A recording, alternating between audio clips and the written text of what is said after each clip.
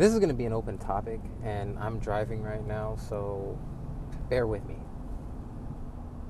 When my wife sent me a couple of videos from her commute to work this morning, I knew today was going to be an interesting day. A couple hours before, my friend had called me, who just happens to be on his way from California to San Antonio, Texas. I'm really happy he was able to make that transition because, honestly, if you can get out of California right now while you still can, I recommend that. There's a lot going on. There's a lot unfolding. And our elite, the powers that be, aren't necessarily being 100% transparent with us. And that tends to be, a hallmark of these politicians, of the people that we elect to make the decisions for us.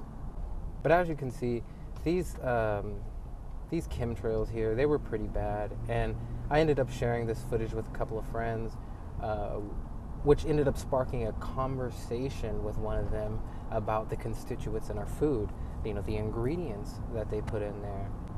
Now, this individual tends to be on the health conscious side for the most part. However, when he told me that one of the ingredients in something he consumes relatively regularly was a plastic, we ended up talking about some of the dangers that can pose. Plastic is derived from oil, which contains estrogen mimickers. Plastic does. That can cause deformities like man breasts or psychological confusion, gender dysphoria. I just recommend you do the research on that yourself. That's sort of beyond the scope of what we're talking about here.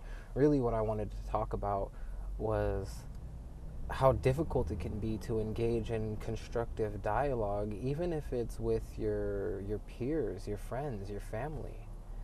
Matter of fact, I've noticed that sometimes those can be the most difficult people to engage in any kind of dialogue with if it's outside the norm of the standard model.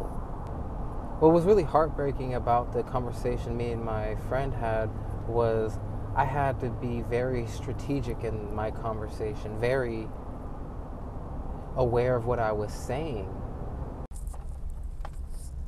But, after I tell him this, so he's asking me, so discontinue this product's usage?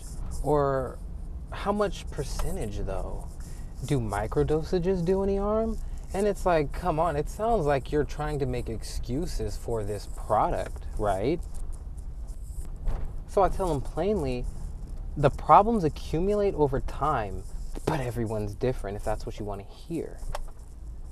Let's think of it this way.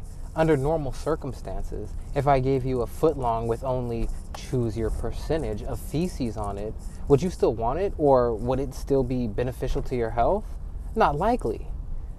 And, he goes on to say, feces, really? Come on, man, apples and oranges.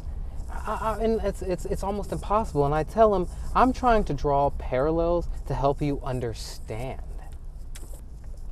It's difficult to allegory everything correctly. Shouldn't be that way anyway. Poison is poison no matter how small or how much good comes with it. These ingredients are crap. It really isn't apples and oranges, and if we think that, we've already lost.